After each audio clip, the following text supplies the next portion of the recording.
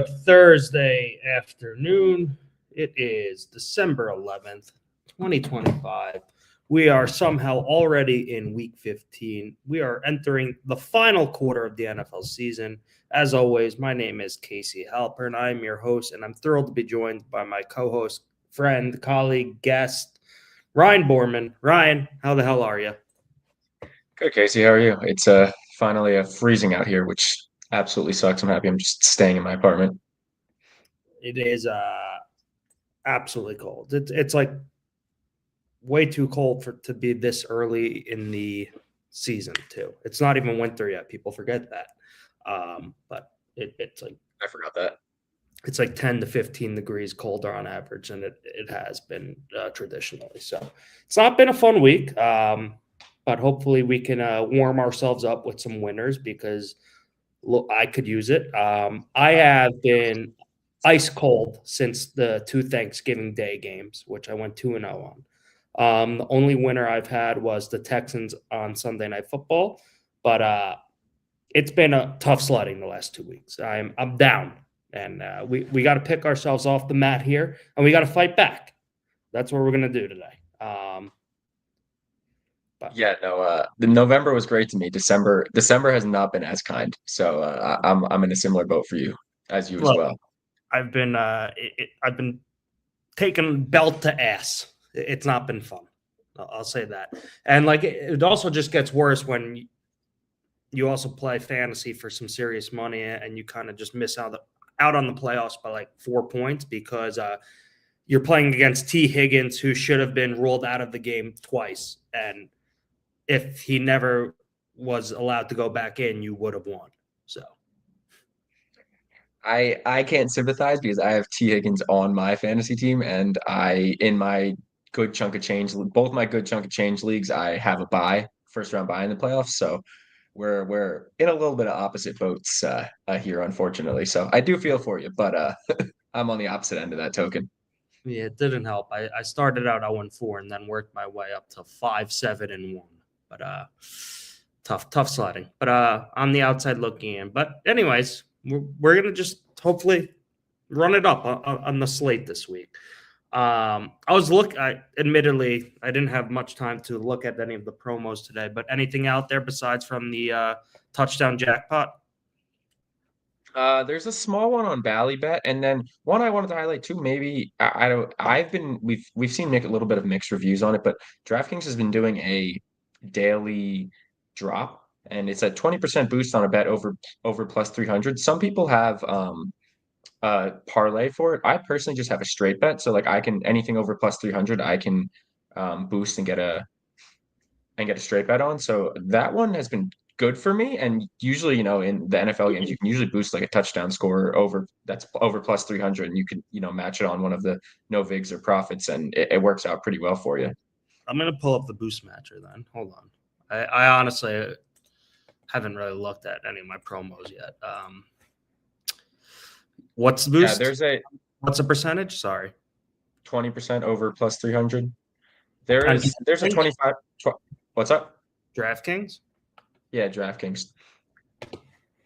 There's the two same game parlay boosts that 25% on FanDuel and 30% on DraftKings. Some people might have that straight, but I've had it consistently in a parlay recently. So really just check your accounts there. But what is your max? 100. 100. Yeah. So the only thing with this is obviously it takes a nice little chunk of change. This one does definitely. I mean, let's take out first touchdown just because that hedge will be absurd. And you said let's just focus on anytime touchdowns and first touchdowns, maybe, even though we're probably spreading ourselves too thin. Sorry, not too bad usually. Okay, so the best way to hedge this would be the best way to match bet this would be to place the boost on Ricky Pearsall anytime touchdown on DraftKings and to take him to not score on no vig, and you're going to walk away with an easy $17 no matter what he does on Sunday, as long as he plays one snap. So easy money for sure. Yeah, no, it's if you have it, it's an easy one. I mean, you're also not like laying that much money out, so No, that's why I try to keep it like close to the 300 as the like right around the 300 threshold as possible, just so you can, you don't have to lay as much on the other side. right. Makes it a little bit easier on you. I mean, off the top of my head, what's a 4% ROI? Something I think, right? Yeah, Yeah, aboutish. yeah, something like that. See, I still got that quick math up here. When we really need to rear back and find it. But easy $18 to make pretty much off the bat to start your week. So I'll take a look quickly, but I don't really have much. I mean, I haven't looked, so give me a second. We always go into the touchdown jackpot's still there as well. I haven't placed mine yet too. We're going to dive into that, of course. That's a weekly segment here. We've yet to there's hit. I've got Bally Casey too. I placed on. I don't know what the match betting opportunities look like, but I've got a 10% boost. 10% boost there. So On Bally? on Bally, yeah.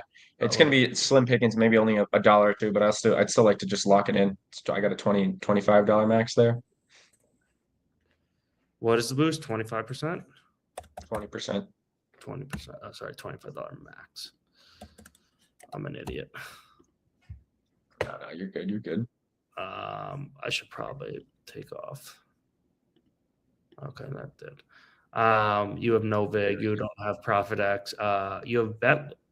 No, you don't have Bentley. Should probably make it New Jersey. Yeah, I would just clear the filters too. It automatically does. Do. All right, so another $2.92. So you can make close to $20 if you have the same promos as Ryan. Place the Bally bet on under Jamie Benn points tonight and take his over on Borgata, and bada bing, bada boom, you're coming away with at least $2.50. So by that, my math, $2.50 plus $17.50 equals $20. Easy money. I've got some interesting SGP boost on Fanatics, which I'll probably look at later. But the Fanatic pricing is just god awful. And yeah, I get nothing there. But let's talk a little touchdown jackpot. Wait, there's no before we did. There's no why am I blanking? King of the end zone on DraftKings tonight, right? They do the NHL first goal scorer icebreaker thing, which is also a pretty good one. You can't really match bet it, but the bonus bets are like in the thousands most of the time, which is way better. But your likelihood of winning is way down. Obviously, there's a ton of different opportunities for that, and that is the definition of just like flying blind. Like you're literally throwing a dart at something, and you're just throwing shit at the wall and hoping it sticks. But I love that. I'll play that. If you got any suggestions later. What is it? A $5 minimum max? I mean, $5 minimum. It's not that bad. Okay. All right. Let's touchdown jackpot it up, baby. Before I guess we get into it, it's great to see that the market has moved against me on tonight's game. I took the Falcons earlier in the week at +4. I didn't even get 4.5, which was even more pathetic, and now it's at 5.5. So really great job by me. I'm really running hot, as you can see. So really excited to lose another one tonight. Touchdown jackpot. Let's look at some anytime TDs. Mike Evans is back. He hasn't played in 10 weeks, close to that. He needs to average 200+ yards for the last remaining games to get over 1,000 yards for the 12th straight season. So we'll see if he does that. Maybe they'll force feed him. I have a decision tonight if I'm going to play him in fantasy. My wide receiver options are god awful on my team though, so he might be getting rolled out there night one for me. I feel like you got to start your studs in the playoffs. So I don't really have any studs. My wide receiver 2 all year has been Alec Pierce, and my wide receiver 1 is Devontae Smith. So I wouldn't really call my wide receiving core, a group of studs at the current moment. It you've got a very weak wide receiver core. How the hell did you make the playoff? My team's pretty solid overall. I won last week to get me in. I've got A-Chain, Henry, James Cook, and okay, that makes one other running back. I'm blanking on the top of my head. In my backfield, it's a double flex, so they've kind of just been carrying the load. And I had Tucker Kraft earlier in the year paired with Hunter Henry, so I've been getting a lot of points, not at the wide receiver position. Makes sense. What are you thinking for the touchdown markets? I've got 2 ideas, one on each team. No Drake London tonight again. So I've got 2 interesting ideas, but I want to hear from you first. I was just there's a couple, dude. I was looking at it. I think I like Sterling Shepard on the Bucs. Was the first one that I was looking at, plus 800. Tez Johnson's another interesting one. If the Bucs get up big, I don't know if they're going to get up big. I actually think the Falcons do keep this one close, but that's like a long shot price that I would look at, and just on the case that Mike Evans doesn't look himself, or they limit his snaps or something like that too, and they put Sterling Shepard or the other guys back in there. That would be what I'm looking at. What about you? I was thinking Tez Johnson as well. It just, again, I think a guy like him and Shepard probably going to get overlooked with Evans back. Godwin has been back for a few weeks now. Buka obviously is still in there, so I just don't know how many snaps did he play last week with Godwin back? Let's see. But obviously with Mike Evans back, but I don't know if he'll be on a snap count or not. I imagine he won't be. It's not like he had a lower body injury.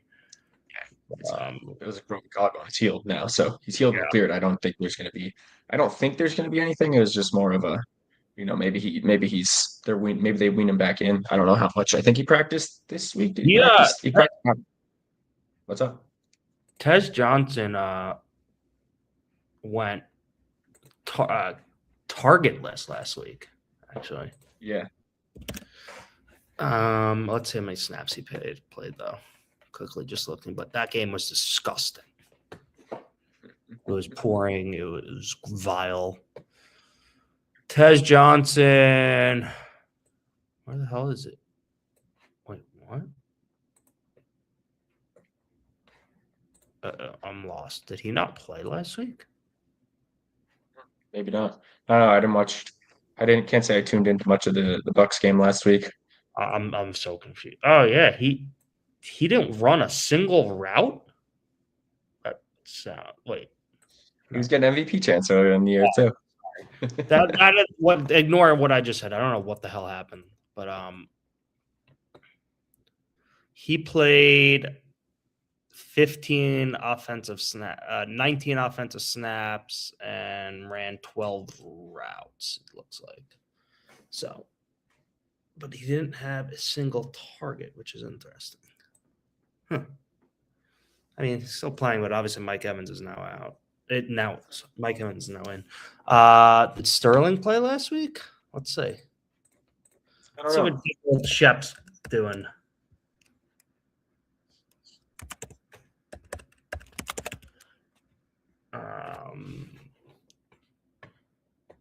Sterling Shepard ran 22 routes last week. He had 1 target, 1 catch, 5 yards. Okay. I don't mind either of those guys. I guess if I had to pick one, I guess just Tez Johnson, just because he has the home run ability. Whereas Sterling probably just gonna have to find something in the soft zone, and we'll see. But I also like David Sills as well on the Falcons. Yeah, I was looking at him too. David Sills, quietly, who used to be the David Sills was recruited by Lane Kiffin in 7th grade to play quarterback at USC. People forget that. And now he is a professional wide receiver. I did not know that. And he's on it. Well, you didn't know that? No. Actually? No. That's pretty wild. Wow, here. No. This was like a massive thing. He was a QB. You got way better. What? I said you got way better historical knowledge on this stuff than me. I always forget. Yeah, this was like here. I'll pull it up for you. Let's educate the audience. He was at age 13. David Sills was recruited by Lane Kiffin to basically be like USC's next biggest thing, and he didn't even play. I don't even know how many games he started at quarterback in college, actually. Let's see. Did he play? He played quarterback his freshman year, but he was really a receiver. So yeah, he never really played quarterback, which was even more crazy. He played receiver at West Virginia. But David Sills, he's actually been getting a bit of love recently. Not really love, but like he scored 2 out of the last 3 weeks, I believe. Yeah, he scored against the Saints, and then he scored against the Jets. So, I realized. Yeah, that story just totally never hit my radar at any point. It's crazy. It says he led the nation in touchdowns as a junior at wide receiver in West Virginia too. I don't know why. This didn't even, for some reason. That was when I was in college too, so I feel like that should have been something that was on my radar. David Sills, low key was recruited at age 13 to play quarterback at USC by Lane Kiffin of all people. But going back to tonight, David Sills honestly has like run 30 plus routes the last 2 weeks. He seems like he's firmly the Falcons' number 2 wide receiver with Drake London out of the picture. So I like him at this number. I assume a lot of people will probably be on him, but they're going to be on all these people. But I think David Sills is probably who I'm going to put the $5 wager on. I think he's in plus 550 is like solid middle of the pack, where it's like not quite a long shot, but like not the favorite. So I mean, you might be in a little bit of a sweet spot if he does do it and get a decent bonus bet out of it. I think that, a lot of guys go in the plus 800 to plus 1,000 range, and then a lot of people go, the 100 to 400 range. I think he's kind of in that little lull period that's like not as popular as the top and the bottom, if I had to guess.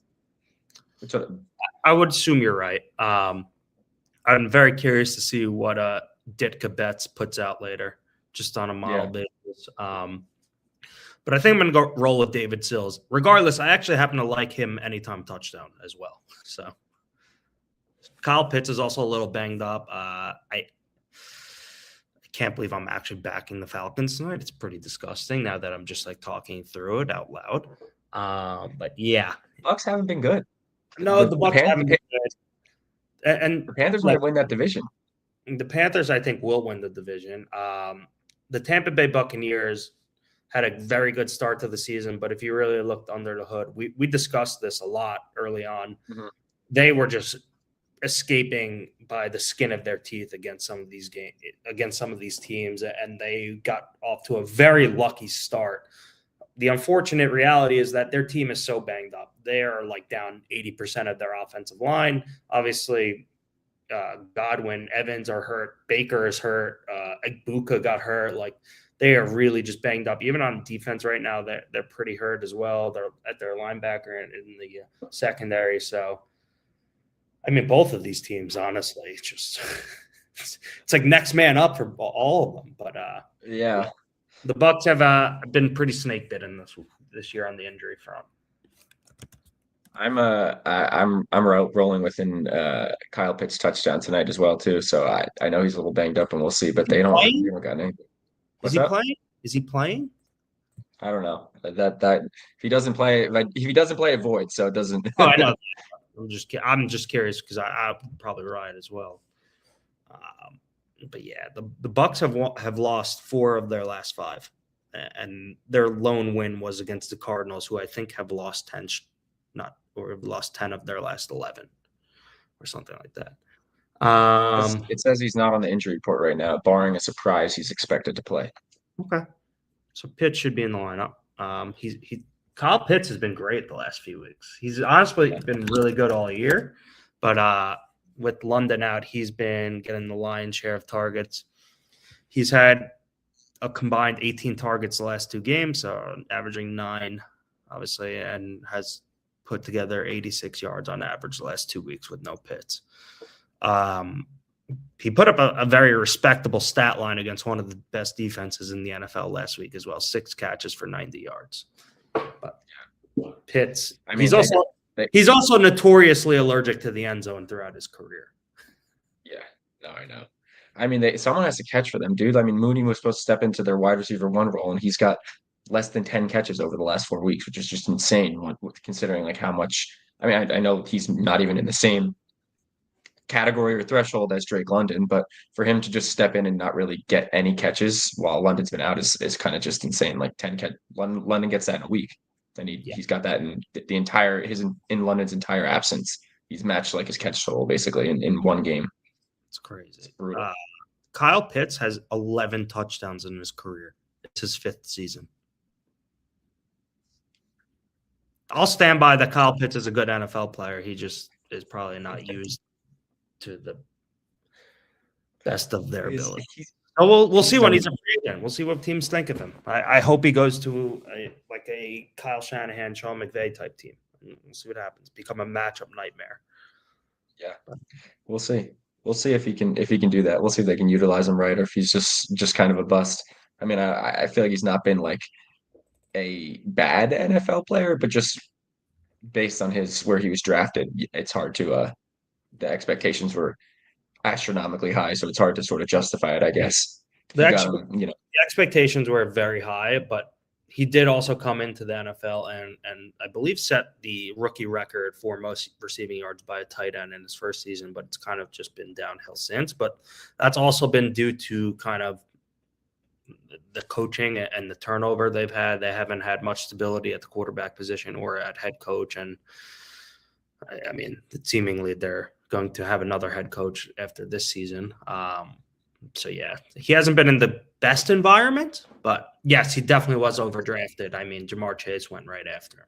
So tough, but I loved Kyle Pitts coming out of college. I think our brains were also all warped by that COVID season. So that led to him being overdrafted as well. But I still think he's a good talent. Anyways, let's move on to the board. I'm on the Falcons tonight simply because I just think the Bucs are so banged up. I don't think they're actually that good.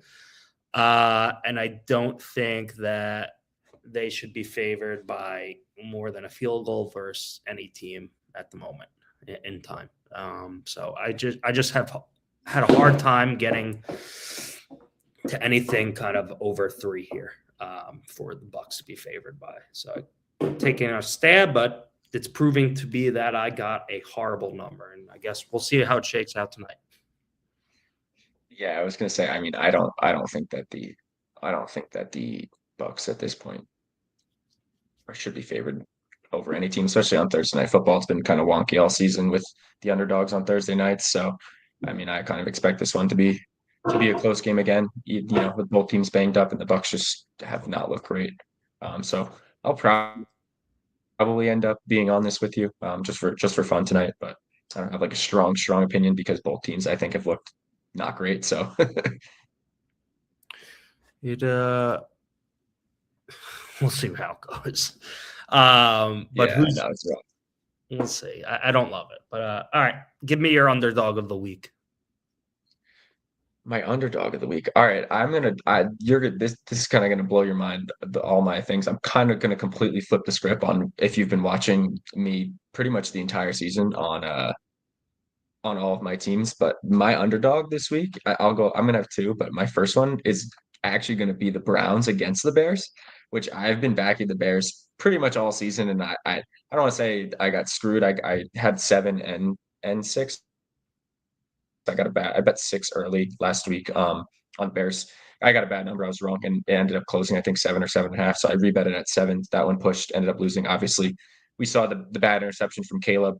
Could have easily been a touchdown and changed things. But the kickoff temperature on Sunday is supposed to be 10 degrees with negative 20 degrees in wind chill. The Bears have probably the best rushing offense, one of the best rushing offense in the NFL. The Browns also have one of the best rushing defense in the NFL.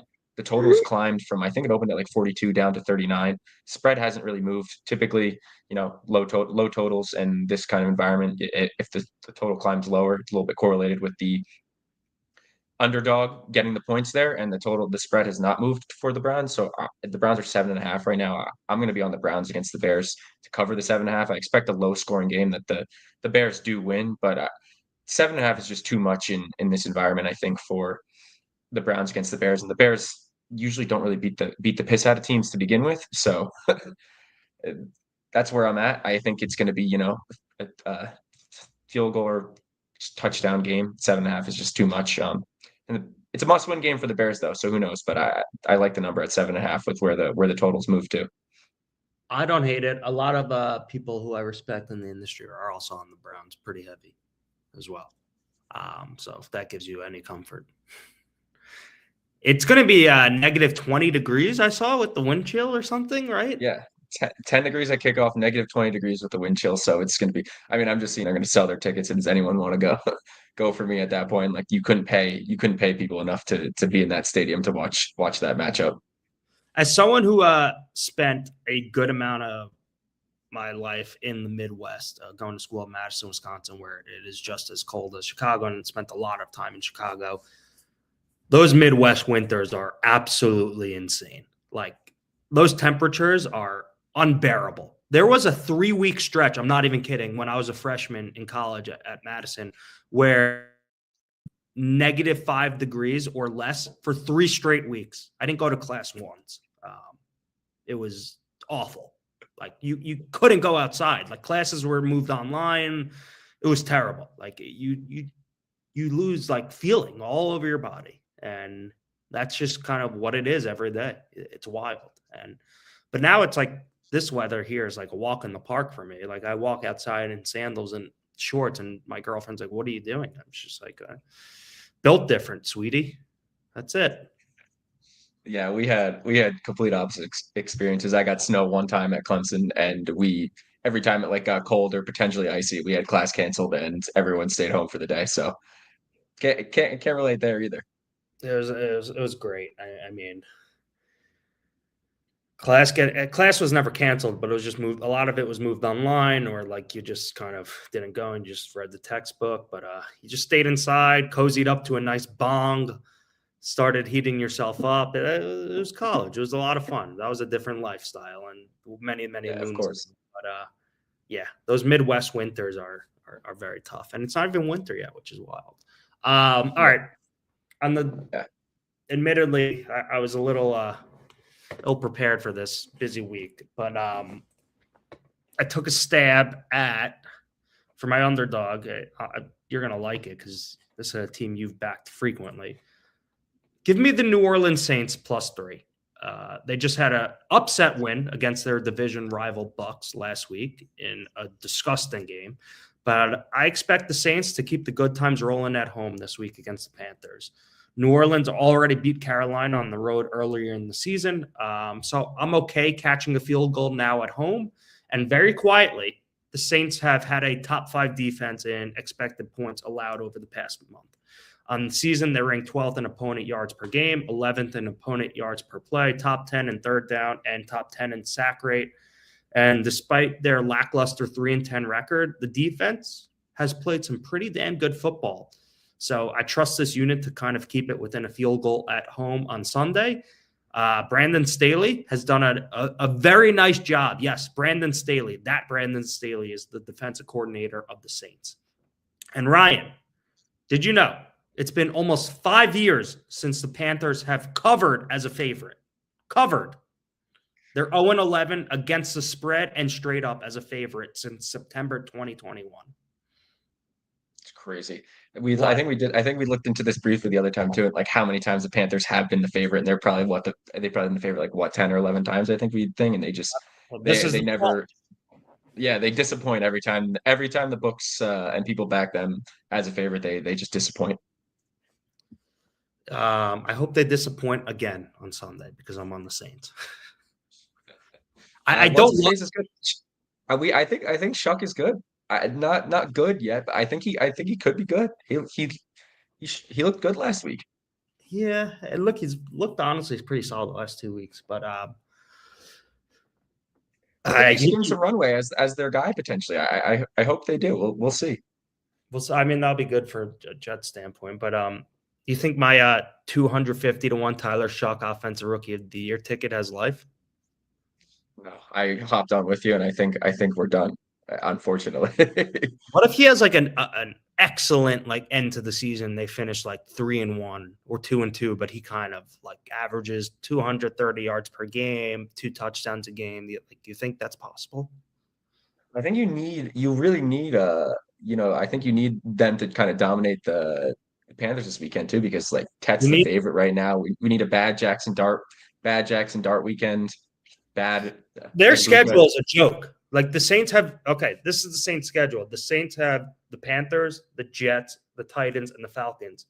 4 teams he could theoretically kind of run it up on. Yeah, I mean Now he's that was part 200 of to the one now. process why we took it. Keep in mind. He's 200 to one now, which I mean it's better than what we got it at. So we're trending in the right direction, but it's a a big uphill battle. He could run it up. He's got to run it up. But if we got it to a point where he's obviously this is I'm just wishful thinking here, and I don't think this can happen. But let's say he had a very strong finish to the season, right? The market's going to be open for still a month. Let's say he gets into the 10, the 20 to 1 range. We could maybe look for some creative ways to kind of hedge out in a sense. Like, Yeah, probably there will could do be some that. competition between Tet and Dart, but will Jackson Dart be on the field for the last 4 games of the season, or are they going to try and preserve him? I don't know the answer to that. Listen, Obviously, the award mark. he should win by Jackson Dart. Let me be unequivocally clear. But the award markets can get weird, as we've seen. Yeah, no, the award. Yeah, they're a fun one to look at. It's up to voters too. It's not, just based on straight stuff. So straight stats. So there's storylines that go into it and everything too. They're fun markets to think about. It's not, as cut and dry as the other, just over receiving yards or score touchdown. There's other aspects that go into these markets. So you can definitely find some value. And by looking ahead at the schedule and whatnot, getting some extra insight there. So we'll see. I mean, Tet's the favorite right now. So If only they beat the Falcons 2 weeks ago when I took it, that would have been big for the program. yeah.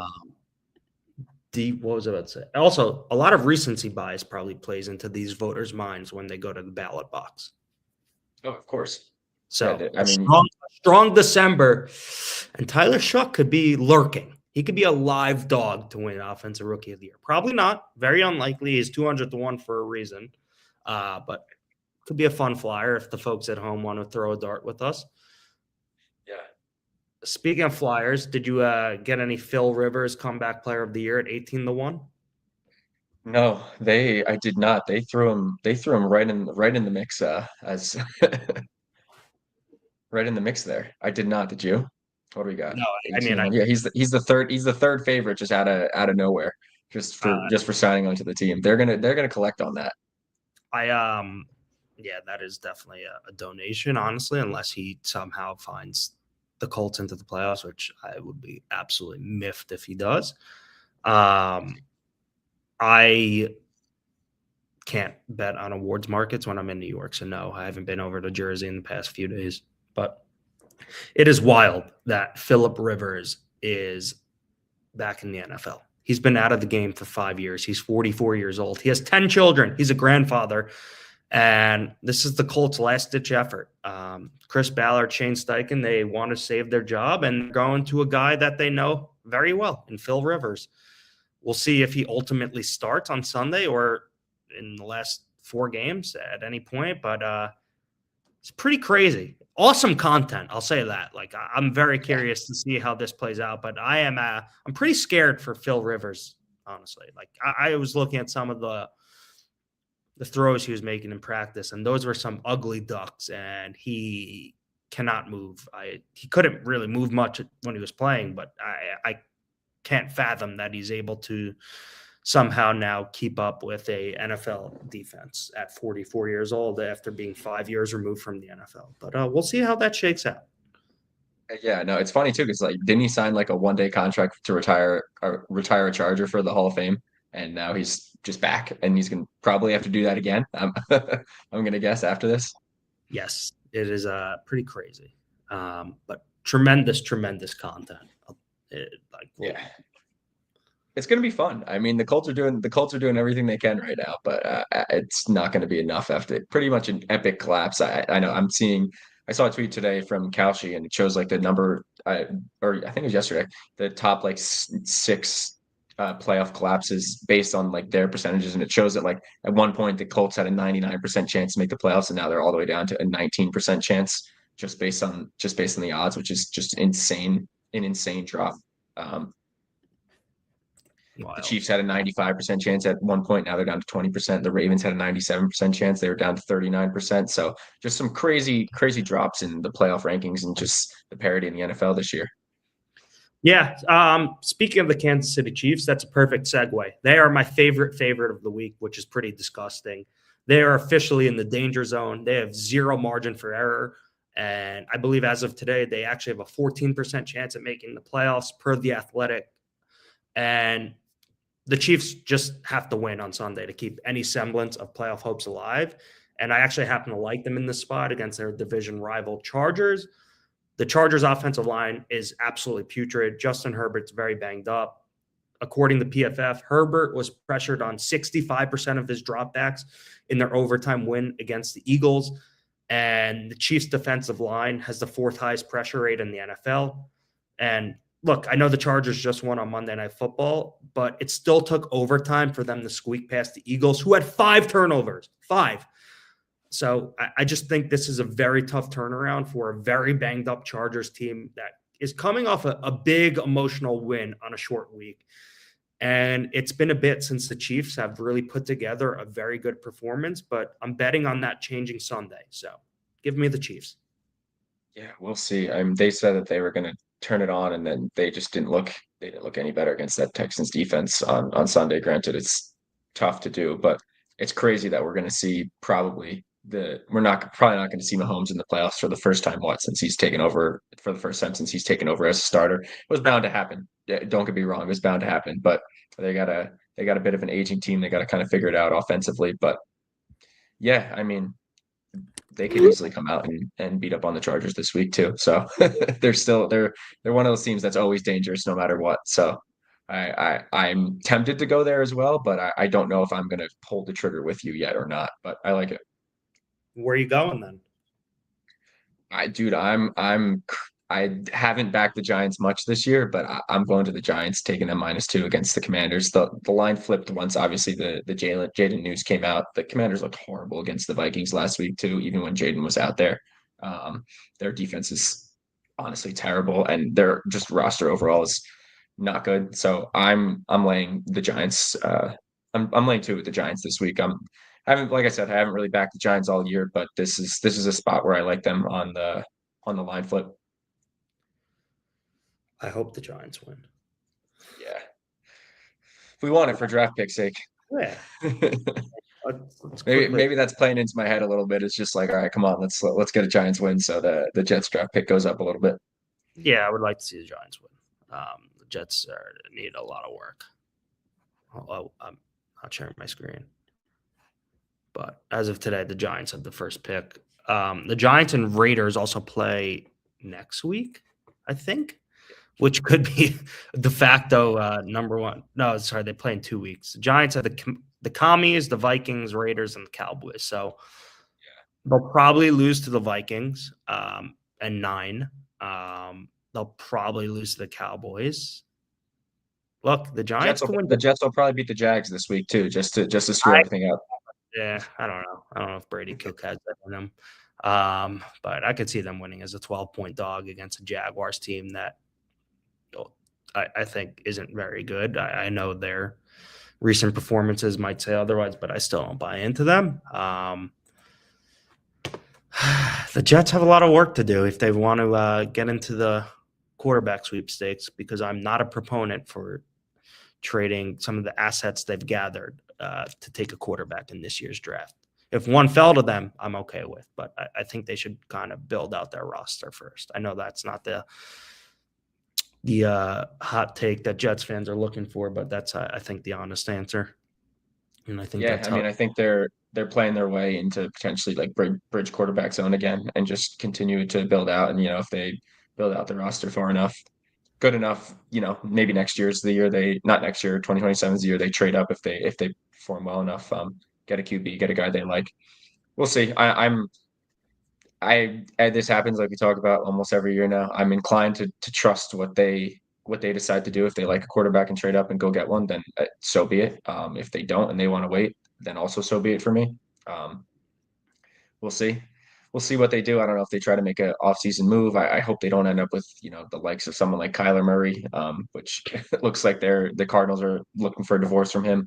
I saw an interesting, tidbit this morning too, like after the Joe Burrow interview yesterday, of potentially getting him in a trade if he wants out, if the Bengals want to get rid of him. I mean, it would be just our luck as Jets fans that the Jets go ahead and trade for Joe Burrow, and then he just retires after he realizes that he's spent his career with the Bengals and then to the Jets. That just couldn't be worse, probably. So I don't foresee that happening. One of my good friends is a Jets fan. He's been in my ear about the Jets trading for Burrow for I think the last like 6 months. So he's been on it, but I don't see how the Bengals ever give up. Give someone like Joe Burrow up at any cost. But you could man. Let him know that's not happening. Yeah, I think they talked about it a little bit on Badlands too today, but it's about what they would give up for him. But I mean, he's already. It seemed like the interview yesterday was a little bit dark from him too, and it's only going to get darker if he comes to New York. So I can't imagine that would be a fit or something he would be interested in to begin with. No, but I mean, we'll see what happens, but I don't see that ever happening. Kyler Murray, look, there are a lot worse bridge quarterbacks to have, and you could probably get him for pretty cheap. And I'm not really opposed to that one. For some reason, Jets Twitter is very opposed to it, and I really don't understand why. Also, Jets Twitter is one of the dumbest collective group of people in America, so I have no problem saying that. They're very smart people. The guys at Badlands are terrific. To name a few, Connor, Joe, very, very knowledgeable Jets fans and very rational Jets fans. But unfortunately, there is a very large majority of Jets Twitter that is just mind-numbingly stupid. And look, again, I think there are a lot of worse options to have than Kyler Murray, who probably definitely needs a change of scenery. And I don't know, I would like to see how he fares behind the better offensive line.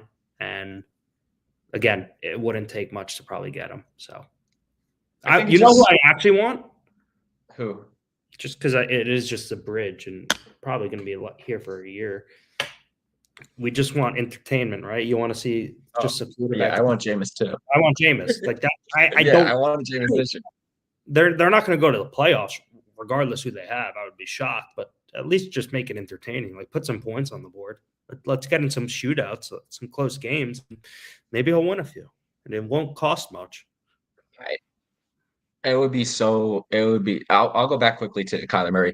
I don't want him. The only reason I say I don't want him is I just feel like the market, even though he hasn't been great, I feel like he's still going to get a decent contract and try to get multi-years on the deal. Whereas like someone like Jameis, I think you could sign to a 1-year deal and at a super low salary, and it acts truly as a bridge quarterback. Whereas I feel like they wouldn't.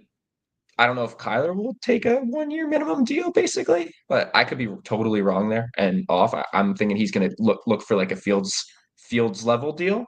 Obviously, that just didn't work out for us, but I would love Jameis. It would just to have offense, like to watch games where we're moving the ball and putting points on the board. Whether it's Giants games have been devastating this year, but you can't say they haven't been fun when Jameis was on the field. Like they're fun football games, but they're losing. We don't even have fun football games. We lose 13-10. It's not exciting.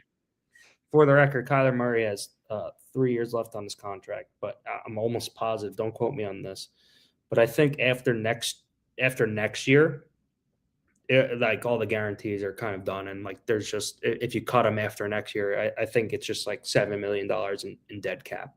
So you're not. Yes, you're going to be on the hook for a lot of money next year, but the Jets also aren't paying a lot of guys at the moment, and like they have to reach kind of the threshold somehow, and just kind of one year. No, I mean, I'm not opposed to that either. I mean, there was points while he was in the NFL that he was a solid quarterback, and they obviously invested him as their future, and it hasn't panned out. So, I mean, I think he would at the very least be better than what the Jets have had the last 8 years. So, you can't say anything bad about that. So we'll see what they end up doing. I just don't know if I want like another a longer term deal potentially on the books. So if they can get out of it, sure, why not, right? Like they need something as a bridge quarterback and get the offense flowing. If all it's going to take is like a 5th round pick, I'm all for it, honestly. Yeah. Okay. I think there are a lot worse options. And I think you just need also someone to come in and help kind of elevate everyone else around them. You know, they need the guys on offense to develop, and unfortunately, that development will get stalled if you don't have a quarterback. But quarterback solves everything. I would be okay with Kyler or Jameis as a 1-year bridge. Build the roster out and strike next year's draft. Maybe you could come away with a Jeremiah Smith and a quarterback. You don't know. Or a Ryan Williams and a quarterback. We'll see. Could happen. Anything else you like this week? There's 2 I'm going to go to. This one's not surprising because I wanted to go to the Monday Night Football game a little bit. I've not been on the Steelers at all this year, and they beat the Ravens last week. Still don't know how that Isaiah Likely touchdown was not a touchdown. Just blows my mind. Like the ruling, I understand it's like a football. You got to make a football move and get through, but like when you're in the end zone, it's like the same thing. The guy's falling out of bounds. He gets 2 feet in, he's done. Like I don't understand why. It's 2 feet in a catch when you're in the end zone. I don't see they don't have to make a football move. Like they're not making the ball just across the goal line in possession of the receiver, which again still doesn't make any sense to me. Like the nuance in the rules there, like when that matters and when that doesn't matter. It totally makes sense. Like when you're on the 50-yard line, he has to run after the play, but like when they don't have to go anywhere after the play, like I don't see how that makes sense. And like Gene pulled out the rule book on it and like put it out. It doesn't make any sense to me. Regardless, I like Miami. I got them at +4 against the Steelers on Monday night. They've rattled off 4 of their last 5. The offense looks a lot better. The defense looks a lot better.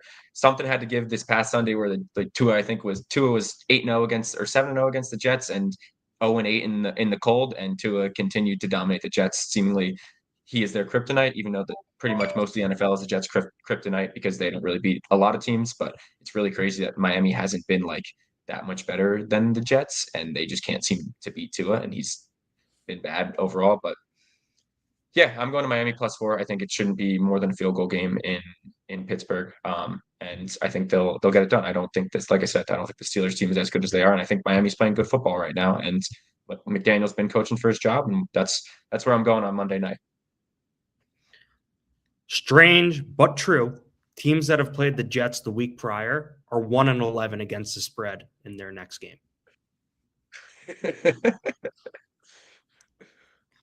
Of course. Maybe they're just that physical up front. I don't know. Yeah, but I don't hate it.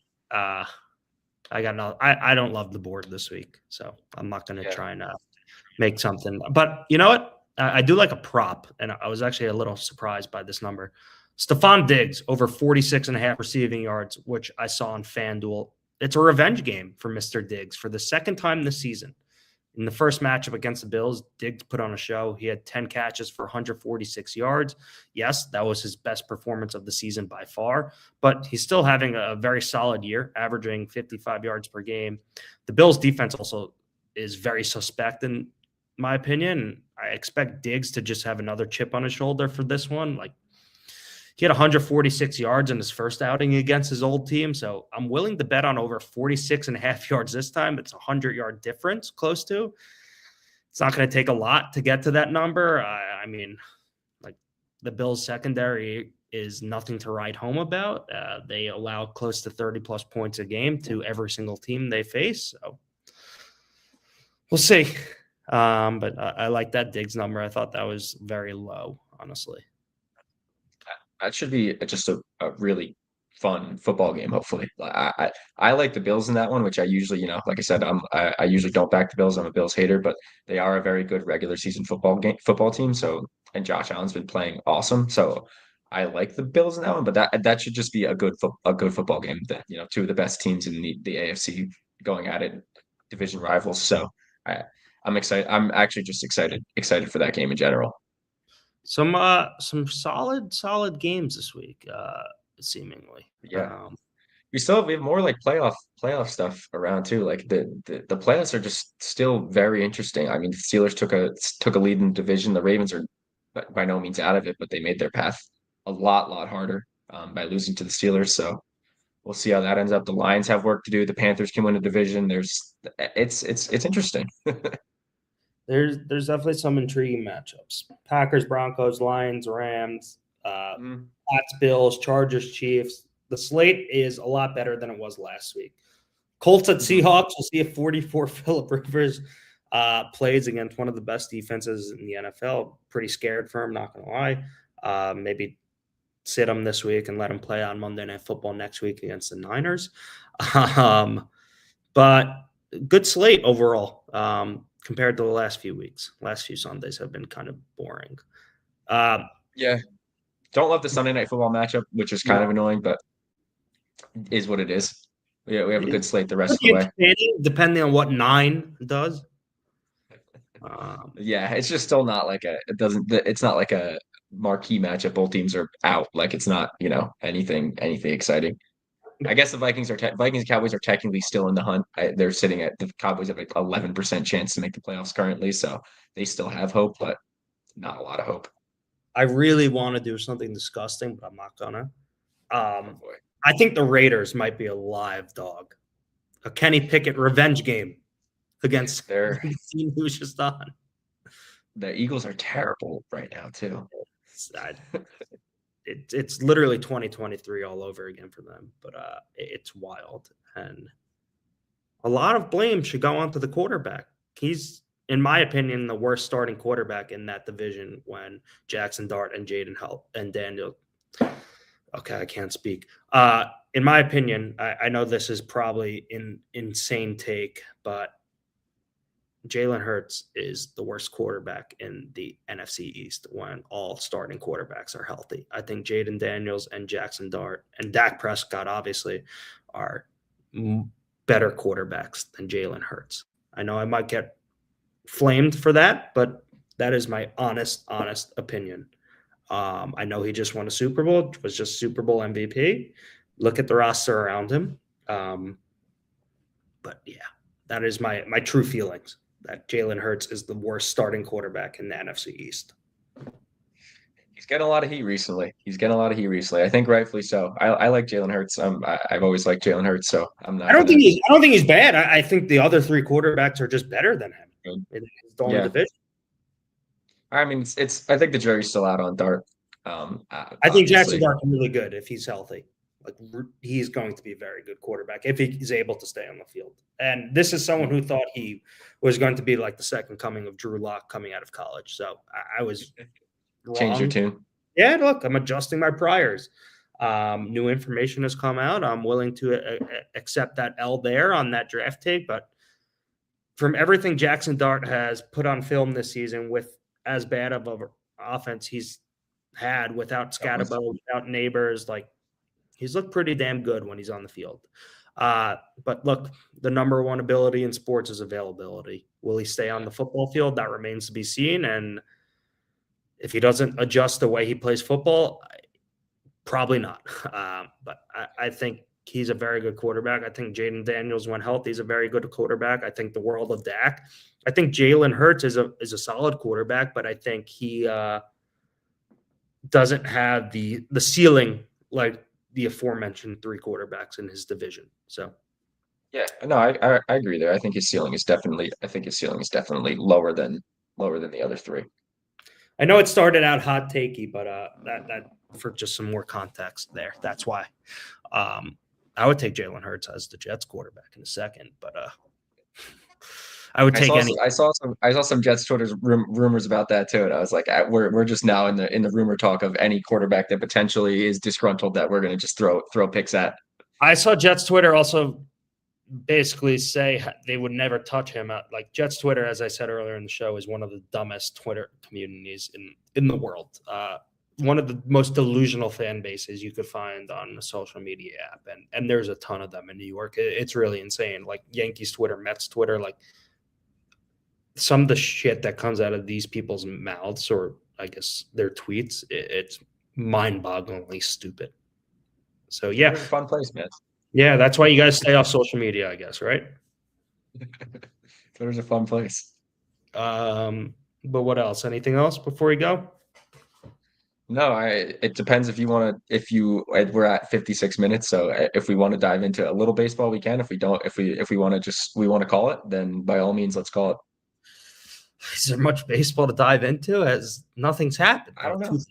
I mean, Pete just signed. That was big deal. That was the biggest free agent signing in Baltimore history. It doesn't really help the Yankees at all. So no, it makes it worse. I mean, the AL East is absolutely loaded, so it's just going to be stupefying if the Yankees just really decide to stand pat and run it back. Oh my God!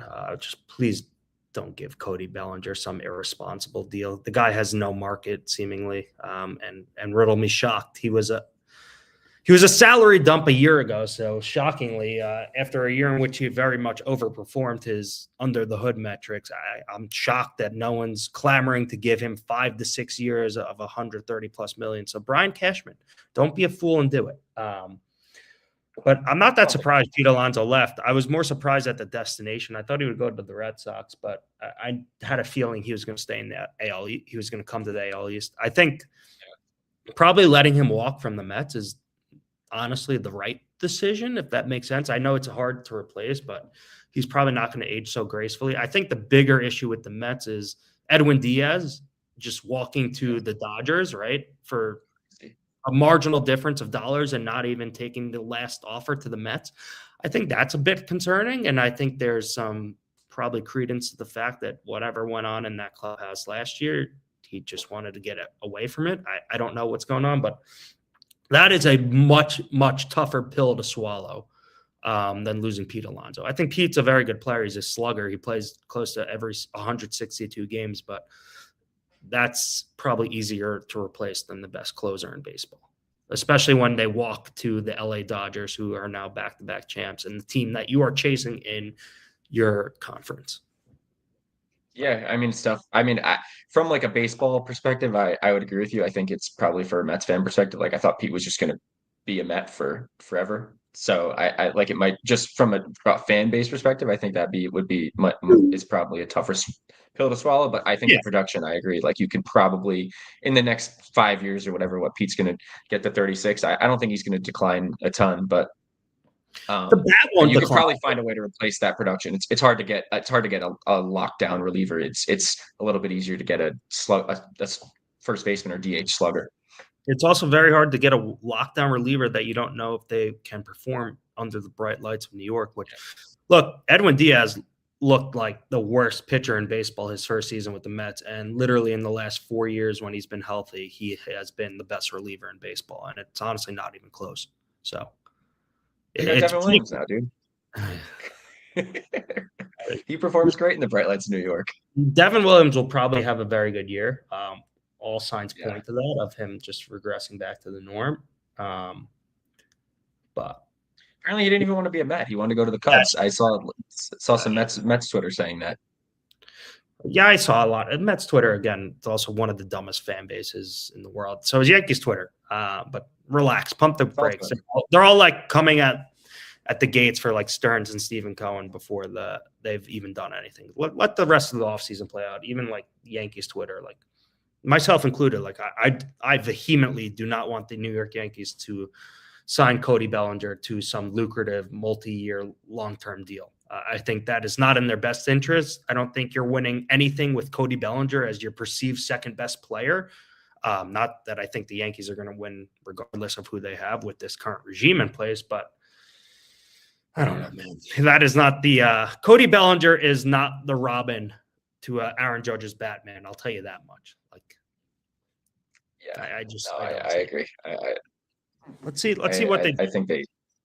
But yeah, we gotta wait. I want some news. I want some news coming soon at some point, but I don't know if we're gonna get it. I don't know what's gonna happen. There's a lot of rumors. It's a fun-ish time of year. We get to talk and speculate about all what we want to do, play GM for a little bit, but who knows where they're actually gonna go. I hope they spend their money on Kyle Tucker. There's rumors of sending Volpe to Texas, but based on the recent comments, I don't even know if they'll get into that because Cashman said that they don't want any more lefty bats, and Seager's just another lefty bat. So I don't know. I don't know what that looks like. He's also older, but he's just a very good baseball player. So we'll see what that all looks like. I hope they do something big to try to rebuild this lineup and roster to make it a championship contender. Like you said, I don't know if they'll do it under this regime based on the comments they've recently had. I hope they're really keeping things close to the chest like you think they are. So we shall see. We'll see. It's been pretty quiet so far. But yeah, based on everything that Cashman has said since the season has ended, they want to get their bottom third of the lineup improved, which they absolutely need to. They don't want to be as left-hand dominant, but we'll see what happens. It's been very quiet across the entire MLB. Mets fans, chill out. You're probably still going to field a very good team in 2026. Whenever you have Juan Soto and Francisco Lindor as your two best hitters, chances are you'll be pretty damn good. So why don't you see how they fill out the rest of the roster before you go storm Citi Field and threaten David Stearns and Steve Cohen. I'm not even a Met fan. I just find it amusing just watching my friends freak out and Twitter freak out. It's pretty funny. Well, Robert Suarez just signed with the Braves, so they got another in division. Their division got a little bit tougher now too. So what's up? That was just now. 3 years, $45 million with the Braves. So he got less than Devin Williams. Oh yeah, and also 27 minutes ago, TJ Watt. TJ Watt is currently in a local hospital for further medical evaluation of his lung after experiencing discomfort at the practice facility on Wednesday. That sounds awful. I hope he's okay. Me and TJ Watt were pretty friendly in college. We actually sat next to each other in a class for a semester. Really good guy. Kept to himself. When I say we were friends, we were friendly. We'd say hello. That was it. But nice guy. So all world talent as well. Hope he's the best for him. Exactly. Hopefully it's nothing serious, but that's pretty scary. But yeah, Robert Suarez, the stove is heating up. 3 years, $45 million deal with the Braves. The Braves, if they can stay healthy, they'll bounce back. But health has been their bugaboo the last literally 4 or 5 years. So we'll see what happens. But hopefully the stove heats up elsewhere. You know who I actually want the Yankees to sign? Sorry, before we go. No, I'm here.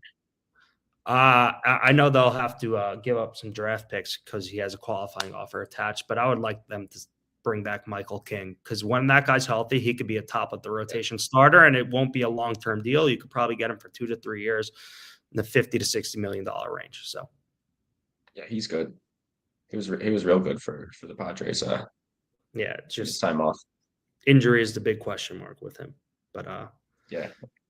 We'll see if health is important across all the sports. The healthiest teams, usually end up performing the best. So, look, it's key. Without your health, you've got nothing, and that's just in life in general. It's the most important thing. So, with that being said, I hope everyone is healthy, happy, and has a great rest of the week. And we'll talk next Thursday.